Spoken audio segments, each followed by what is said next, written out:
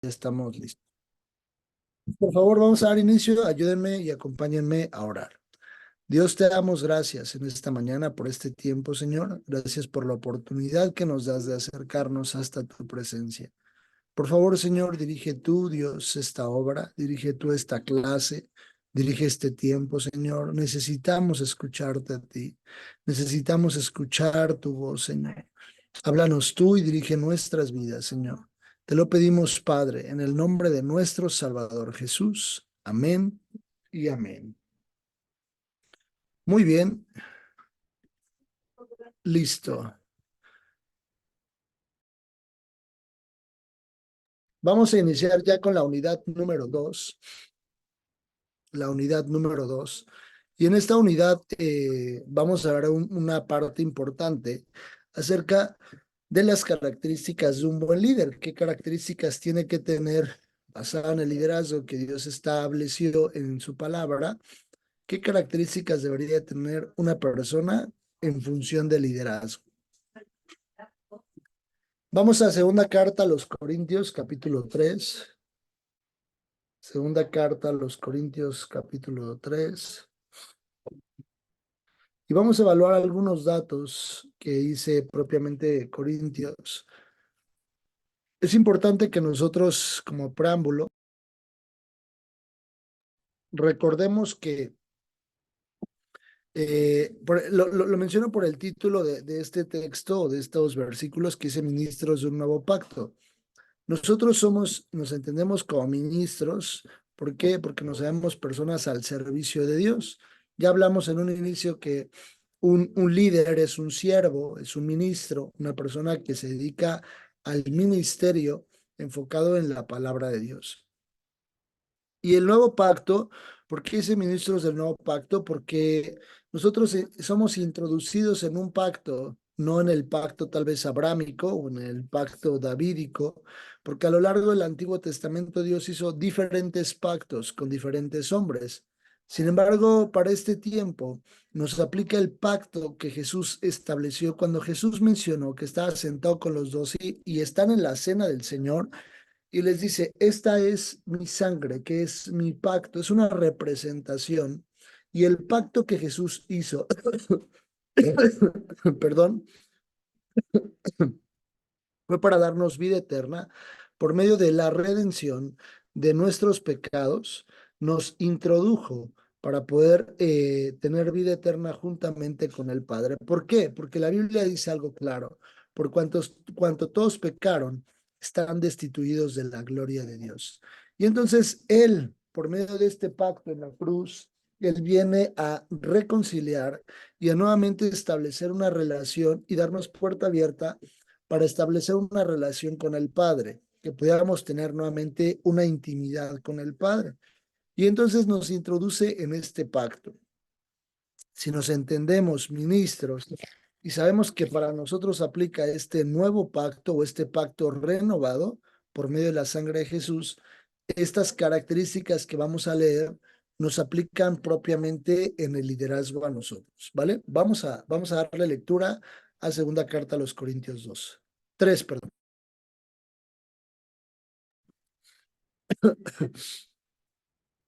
¿Comenzamos otra vez a recomendarnos a nosotros mismos o tenemos necesidad como algunos de cartas de recomendación para vosotros o de recomendación de vosotros?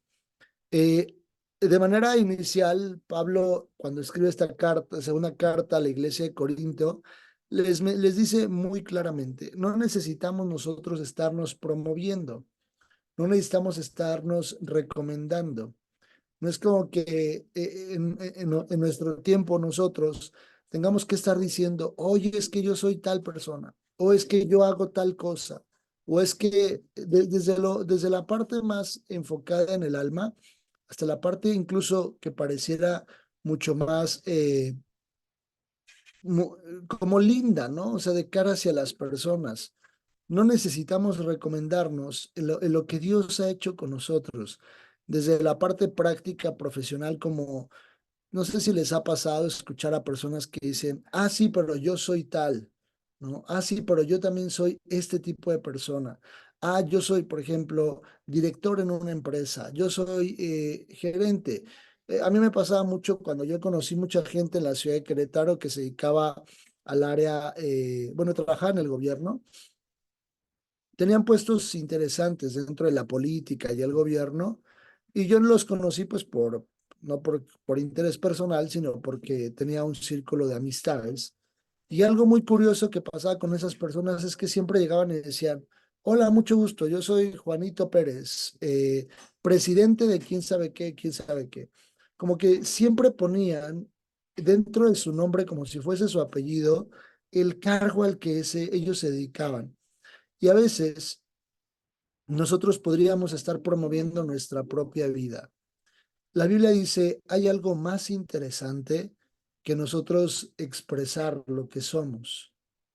Dice, nuestras cartas sois vosotros, escritas en nuestros corazones, conocidas y leídas por todos los hombres, siendo manifiesto que sois carta de Cristo expedida por nosotros, escrita no con tinta, sino con el Espíritu del Dios vivo, no en tablas de piedra, sino en tablas de carne del corazón. Nosotros somos cartas escritas. Hay un mensaje escrito en nuestro corazón para muchas personas, desde los que viven con nosotros a los que están fuera de nosotros, pero que tienen la oportunidad de acercarse o conocernos a nosotros. Hay una carta. El objetivo de una carta es llevar un mensaje a alguien o de algo, un mensaje. ¿Cuál es, cuál es esa carta que hoy está escrita en nuestro corazón? Porque dice que somos cartas abiertas. No es como que sea una carta oculta, una carta que nadie pueda leer. Es una carta abierta, pero dice que está escrita en nuestro corazón. Algo que tiene que pasar muy bien en el liderazgo es que nosotros siempre tenemos que caminar en rectitud. Por supuesto, nos vamos a equivocar. No se carguen, porque de repente el liderazgo es como de, no, yo soy el líder y a mí nada me pasa, soy el superhéroe, como que yo soy infalible. No, no, no, no, no. O sea, en realidad Jesús, dice la Biblia que Jesús lloró y Jesús no espera ese liderazgo como el de, es una persona que no le pasa nada, no tiene problemas. No, seamos personas completamente abiertas. Así como podemos decir, sí, pues tengo una situación complicada, también puedo decir, tengo una situación pues no complicada y estoy completamente en plenitud en esta área. Pero cuando dice, y cuando dice más bien sois cartas abiertas, es que la gente va a leer lo que hay en nuestra vida, lo que hay en nuestro corazón. Afortunada o desafortunadamente, el liderazgo siempre es una posición vista. Siempre es una posición vista. Si son los papás en el liderazgo hacia con la familia, son los hijos hacia con los papás. A mí me ha tocado ver de hijos que les dicen a sus papás, por ejemplo, le dice el papá al niño, no tomes coca. Dice, pero si tú tomas coca, ¿por qué me dice a mí que no? El niño contesta sí. ¿Por qué? Porque ellos leen lo que hay en nuestro corazón. Y el liderazgo siempre es visto. Y también eso puede pasar en la parte eclesiástica, pero en la parte profesional, en todas las áreas. Cuando una persona está en posición de liderazgo, siempre va a ser vista. De repente la gente dice, oye, no vayas a la iglesia. Bueno, ve a la iglesia solamente a ver a Dios, no vayas a ver al hombre. Y es una realidad. Buscamos a Dios en la iglesia, pero el liderazgo tiene una responsabilidad de mostrarnos a Dios. Si yo digo esa frase, decir, no vayas a buscar al hombre, no vayas a ver al hombre, yo le quito un peso y una responsabilidad a las personas que sirven y trabajan para Dios. Y no podemos quitarnos la responsabilidad porque dice, somos cartas escritas y leídas, cartas abiertas para que sean leídas. Si entonces yo no estoy viviendo bien y esa es mi justificación, tendría entonces yo, por supuesto nos vamos a equivocar, pero tendría yo que entonces cambiar todas esas cosas que hoy están escritas en mi corazón que no son correctas. Sigue diciendo, y tal confianza tenemos mediante Cristo para con Dios. No que seamos competentes por nosotros mismos para pensar algo como de nosotros mismos, sino que nuestra competencia proviene de Dios. el cual asimismo nos hizo ministros competentes de un nuevo pacto, no de la letra, sino del espíritu, porque la letra mata, mas el espíritu vivifica. Dice, toda competencia, toda habilidad, así sea la habilidad incluso más mínima que podrían pensar. Por ejemplo, soy muy bueno para hacer de comer. No es como que sea por mí mismo, no es para yo engrandecerme. Si tengo la habilidad de saber hacer de comer, es gracias a Dios. Dice, porque Él nos ha hecho competentes. ¿Qué es una competencia o una habilidad? Él nos ha dado las habilidades que se requieren. Ahora, si hablamos en la parte eclesiástica, hablando de la parte de la iglesia, la Biblia dice que nosotros somos un cuerpo. Dice que al nosotros ser un cuerpo, tenemos diferentes funciones. Cristo es la cabeza, no hay otra cabeza, solo es Cristo. Y todos tenemos una función diferente. Habrá quienes tengan 4, 5, 3, 2, 10, 20, 50 dones diferentes. Pero nos fue entregado dones y talentos especialmente para desempeñarlos, no para sentirme más que otro, no porque el que toca o el que canta es más que otro, que el que predica, o el que predica es más que el que lava los baños. Ninguno es más, ninguno es más. Todos tenemos un mismo rango delante de Dios, pero fuimos creados con habilidades, es decir, con competencias distintas. Y las competencias no son de parte de Dios, no son de parte del hombre, sino son de parte de Dios. No es como que yo pueda, tal vez si yo tengo habilidad para dar una clase en una materia, decir, yo soy el supermaestro y porque estudio mucho y porque mira, me meto con Dios y no sé qué. Algo que puede pasar en nuestras vidas cuando despegamos los pies del piso es que los dones, dice la Biblia, que son irrevocables, pero todo lo que Dios nos da se puede apagar por un tiempo. Si nosotros despegamos los pies del piso, Dios puede apagar muchas cosas en nosotros. ¿Dónde está el ejemplo en Nabucodonosor? Un hombre que Dios continuamente le decía, no es porque tú seas rey, soy yo, y yo soy Dios, y yo soy misericordioso, y yo soy Dios. Y Nabucodonosor de repente reconocía a Dios. Sin embargo, llegaba un momento en el que Nabucodonosor no reconoció a Dios y Dios lo llevó a una situación extremadamente extrema, donde Dios lo lleva a un bosque, el hombre se queda, lo convierte casi que en un hombre lobo, así lo describe la Biblia, un hombre todo peludo, con las garras que le crecieron. Lo vamos a leer más adelante cuando veamos los tipos de liderazgo. Pero Nabucodonosor era un líder soberbio. Cuando creemos que las competencias, las habilidades que tenemos son de nosotros mismos, esas mismas habilidades pueden ser apagadas. Son irrevocables, por supuesto, pero pueden ser apagadas por la soberbia. Y si alguna persona dice, pues es que yo no tengo ningún don, ningún talento, yo no sé ni para qué soy bueno, la Biblia dice lo siguiente, el cual asimismo nos hizo ministros competentes. Él nos formó con habilidades. Habría que descubrirlas, habría que preguntarle a Dios, Señor, ¿para qué yo soy bueno? ¿Yo para qué soy bueno? No sé, las personas pueden decir, oye, todos los órganos, todas las cosas que tenemos en el cuerpo humano tienen una función específica. El cabello, los ojos, la boca, los órganos internos, el corazón, el estómago, el esófago, todo, absolutamente todo lo que pertenece a nuestro cuerpo tiene una función, hasta lo más mínimo. Tiene una función específica. Las pestañas, de las cosas a lo mejor más insignificantes que podríamos ver en nuestro cuerpo, que todo es importante, todo tiene una función en específico. Y Él nos hizo ministros competentes, nos dio habilidades mismas que serán demandadas. De repente algo que pasa cuando nosotros no terminamos por desarrollar las habilidades que Dios nos ha dado es empezar a voltear a ver las habilidades de otros. Y empezamos a voltear y a perder el tiempo volteando a ver los dones y talentos de otras personas. Decimos, ¿por qué él sí hace eso? ¿Por qué él sí puede? Y entonces nos enfocamos más en convertir a una persona en un Dios. Lo digo de esa forma porque llama tanto nuestra atención que siempre estamos al pendiente de esas personas. Siempre estamos observando lo que hacen. Nos volvemos sus fans. Y Dios no quiere que nos volvamos fan de ningún hombre, sino Dios quiere que nosotros explotemos al mayor porcentaje posible los dones y talentos que Él nos ha dado. No estemos volteando a ver lo que hace el otro, sino enfoquémonos en lo que Dios nos dio a nosotros.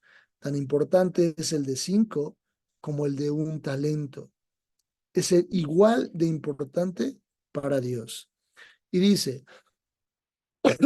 y si el ministerio de muerte grabado con letras en piedras fue con gloria, tanto que los hijos de Israel no pudieron fijar la vista en el rostro de Moisés a causa de la gloria de su rostro, la cual había de parecer, y como no será más bien con gloria el ministerio del Espíritu, porque si el ministerio, perdón, de condenación fue con gloria, mucho más abundará en gloria el ministerio de justificación. Porque aún lo que fue glorioso no es glorioso en este respecto, en comparación con la gloria más eminente. Porque si lo que perece tuvo gloria, mucho más glorioso será lo que permanece. Cuando Jesús, cuando Jesús estuvo en la tierra y en diferentes ocasiones él anunciaba su muerte, algo les dijo, va a venir el Consolador. En el tiempo del Antiguo Testamento, hoy vemos cosas maravillosas que Dios le permitió hacer a Moisés. Abrir el mar, lo que leemos ahorita aquí en Corintios, que dice que el rostro le resplandecía a este hombre cuando bajó del monte.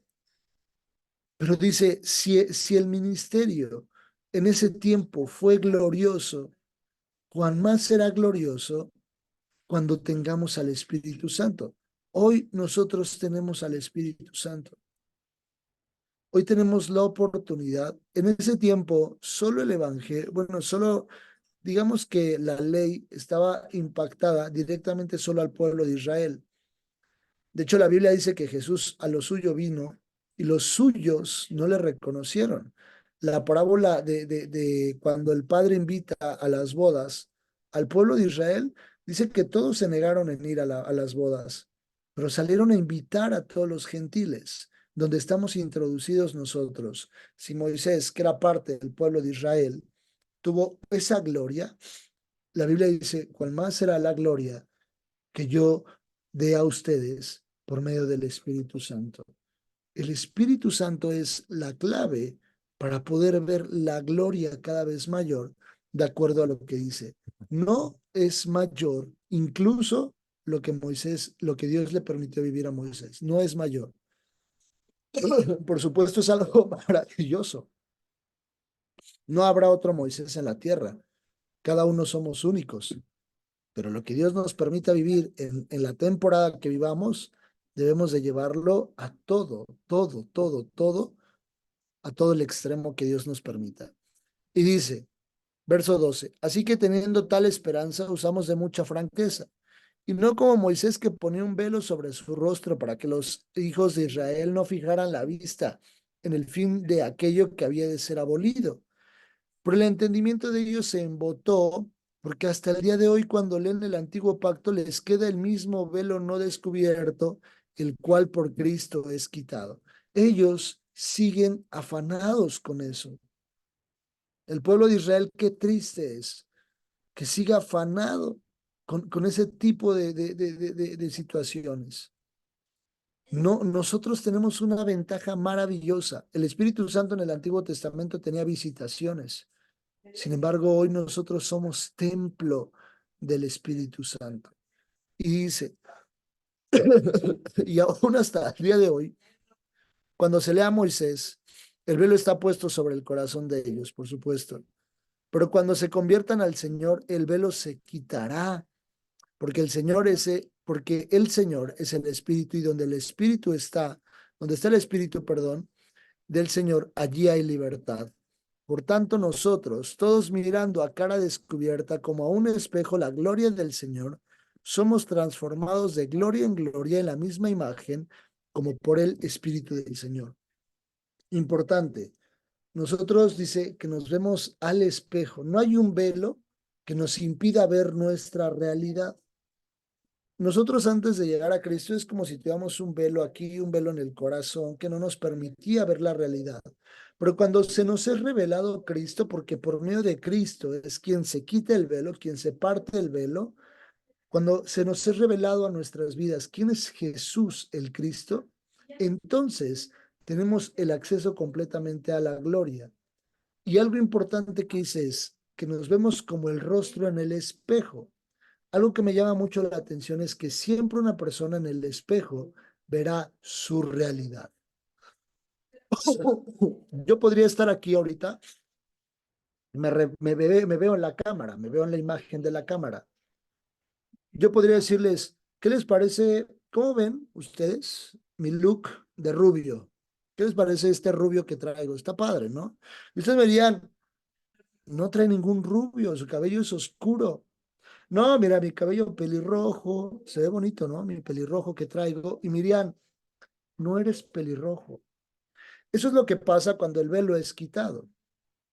Cuando hay un encuentro verdadero con Jesús, el velo es quitado y entonces vemos nuestra cruda realidad. ¿Dónde veremos la cruda realidad? A través de su palabra. Porque su palabra dice que es un espejo en nuestras vidas.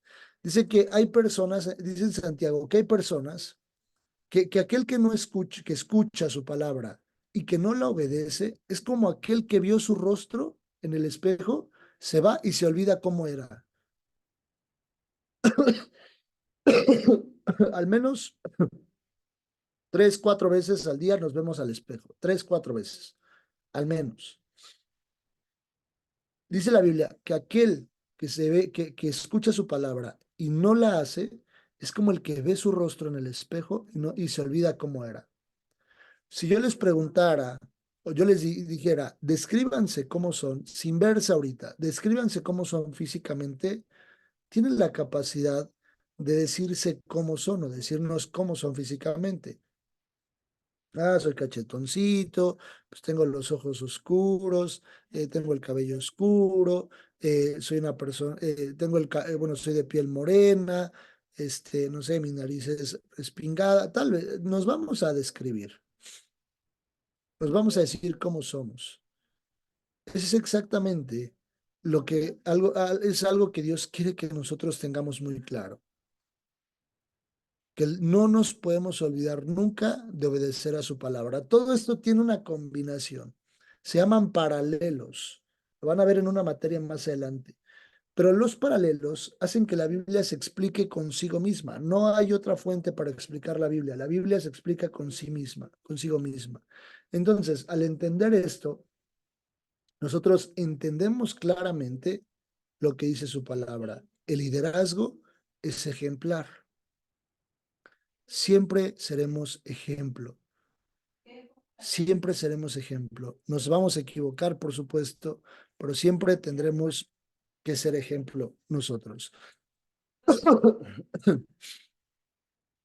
En Gálatas, capítulo 5, nos habla de este número total, nos habla de este número total de obras de la carne.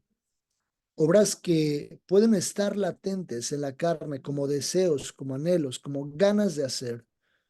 Sin embargo, ahorita lo vamos a decir, dice la Biblia que el que es espiritual siempre va a pensar en lo espiritual, por el que es carnal siempre va a pensar en aquellas cosas que son carnales. Sus pensamientos van a estar en las cosas que son carnales. Es una buena oportunidad en esta materia para empezar a buscar a Dios y decirle, creo que tengo que pensar más en lo espiritual que en lo carnal. Dice la Biblia, Gálatas 5 a partir del verso 19. Digo, pues andad en el espíritu y no satisfagáis los deseos de la carne, porque el deseo de la carne es contra el espíritu y el espíritu es contra la carne. Y estos se oponen entre sí, para que no hagáis lo que quisierais. Pero si sois guiados por el espíritu, no estáis bajo la ley. Y manifiestas son las obras de la carne. Algo que siempre va a mencionar Dios cuando hable de cosas que no le gustan, cosas que no le agradan a Dios. Una de las primeras cosas que va a tocar es el área sexual. El área sexual es un área sumamente delicada y es un área de mucho cuidado. Es de tal cuidado para Dios que los sacerdotes, los sumos sacerdotes, cuando entraban al tabernáculo, utilizaban sus vestiduras sacerdotales. Y en las vestiduras sacerdotales, ellos tenían que llevar calzoncillos. Los calzoncillos de los sacerdotes cubrían desde los lomos hasta más o menos las pantorrillas, hasta los muslos. Eran enormes, o sea, eran muy grandes, cubrían mucha parte del cuerpo, solo los calzoncillos, porque siempre va a ser de mucho cuidado esta área para Dios, de mucho cuidado. Cuando una persona dice la Biblia que entra en una relación sexual, no solamente se unen la carne, sino se hacen una sola carne. No solamente es un placer, sino hay una unión, una conexión ahí espiritual. Hay una conexión en el alma con la persona que se tiene relaciones sexuales. Por eso, eso debe ser de mucho cuidado. Y manifiestas, ¿por qué dice que son manifiestas? Porque se pueden palpar, porque son palpables. Vean las obras que describe. Adulterio, fornicación, inmundicia, lascivia, todo sexual. Y viene idolatría, hechicerías, enemistades, pleitos, celos, iras, contiendas, disensiones, herejías, envidias, homicidios, borracheras, orgías y cosas semejantes a estas. Hay una lista mucho más larga. Hay una lista mucho más larga. Por eso dice cosas semejantes a estas. Todo lo que sea semejante que digan, oye, eso está mal, es semejante a esta lista, se asemeja a esto, entonces es obra de la carne. Más el fruto del espíritu, solo es un fruto. Leyéndolo textualmente, no hay 9 frutos, es uno solo. Dice más él, no dice más los, dice más él, es singular, más el fruto del espíritu es amor, gozo, paz, paciencia, benignidad, bondad, fe, mansedumbre, templanza. Contra tales cosas no hay ley. ¿Por qué dice contra tales cosas no hay ley? Porque el fruto siempre tiene que ser desbordado.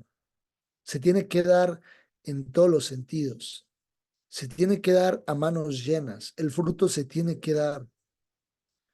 ¿Por qué dice contra tales cosas no hay ley? Porque, por ejemplo, la ley lo que hace es regular. Hay una ley de tránsito. En donde quiera que nos paremos, hay una ley de tránsito. Los semáforos, las cebras, las líneas blancas, no ir en sentido contrario. Y hay una ley. Si uno incumple con esas leyes de tránsito, es acreedor a una sanción. Y dice que estas características, estas 9 virtudes que tiene que tener un líder, que es un solo fruto, estas características, específicamente estas características, no tienen ley, porque no hay un marco legal que las limite. Eso quiere decir que el amor tiene que ser ilimitado, la paz debe ser ilimitada, el gozo es ilimitado, no hay ley, no hay un marco que rige el gozo, la benignidad, el ser bueno, la bondad, el tener características de ser bondadoso con las personas, con los que amo y los que no amo, sin un marco legal. Estas 9 características es importante identificarlas. Las vamos a ir estudiando una a una. Vamos a estudiar el amor, el gozo, etc. Porque es un fruto. nosotros hemos sido llamados a dar fruto. Para finalizar, Juan 15, por favor. Vean lo que dice Juan 15. Juan 15 dice, Jesús, la vid verdadera, pero dice algo muy interesante. Yo soy la vid verdadera y mi Padre es el labrador. Todo pámpano que en mí no lleva fruto, lo quitará. Todo pámpano que en mí no lleva fruto, será quitado. La función que nosotros tenemos es dar fruto. Ya diste fruto, da más fruto. Ya hice más fruto y da más y más y más fruto y más fruto y más fruto y más fruto. No hay un marco legal. Tienes que dar y dar y dar y dar y dar. Dice, todo aquel que lleva fruto lo limpiará. ¿Con qué objetivo? Para llevar más fruto. Y eres más limpio y te limpia para dar más fruto. Y te sigue limpiando para dar más fruto. Y te sigue limpiando para dar más fruto. Ya vosotros estáis limpios por la palabra que os he hablado. La palabra es la que nos limpia. Permaneced en mí y yo en vosotros. Como el pámpano no puede llevar fruto por sí mismo si no permanece en la vid, así tampoco vosotros si no permanecéis en mí. Yo soy la vid, vosotros los pámpanos. El que permanece en mí y yo en él, este lleva mucho fruto. No es poco, es mucho fruto. Porque separados de mí nada podéis hacer. El que en mí no permanece será echado fuera como pámpano y se secará. Y los recogen y los echan en el fuego y arden. Lo que yo les decía, los dones son irrevocables, pero si yo no los exploto, dice el verso 6, el que en mí no permanece será echado fuera como pámpano y se secará y los recogen y la consecuencia es el lago de fuego que arde. El hijo siempre será distinguido por su fruto, pero un hombre carnal será distinguido por sus obras. Un hombre carnal siempre será distinguido por sus obras. ¿Qué buenas obras hace? Por el hijo de Dios será distinguido por el fruto. Por eso dice su palabra, por sus frutos los conoceréis. Evaluarás si es un fruto o es una obra.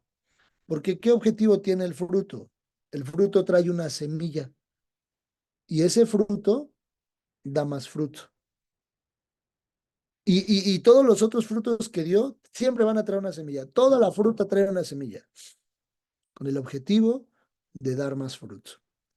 Hasta aquí la clase. Vamos a empezar a estudiar posteriormente, a partir de la siguiente clase, estas características: amor, gozo, paz, paciencia, bondad, benignidad, fe, mansedumbre y templanza. ¿Alguna duda, algún comentario? ¿Todo está claro? ¿Todo bien? Perfecto. Por favor, acompáñenme a orar. Vamos a dar gracias a Dios por este tiempo. Señor, te damos gracias por tu palabra. Gracias, Señor, porque es un espejo y podemos evaluar nuestra realidad. Hoy hay oportunidad, Señor, para redirigir y reconducir nuestras vidas. Permítenos, Señor, avanzar en el cumplimiento de tu palabra en nosotros. Permítenos alcanzar, Señor, la estatura del varón perfecto. Nosotros no somos perfectos, Señor, pero somos personas perfectibles. Por medio de tu palabra, Señor, somos limpios para llevar más fruto. Por favor, permite, Señor, que hagamos con excelencia el ejercicio que tú nos has indicado. Te entregamos esta clase dándote a ti toda la honra, toda la gloria y toda la alabanza en el nombre de nuestro Salvador Jesucristo. Amén y amén. Que Dios los guarde y que Dios los bendiga. Les mando un fuerte abrazo. Bonito fin de semana. Cuídense mucho, por favor. Bye, bye.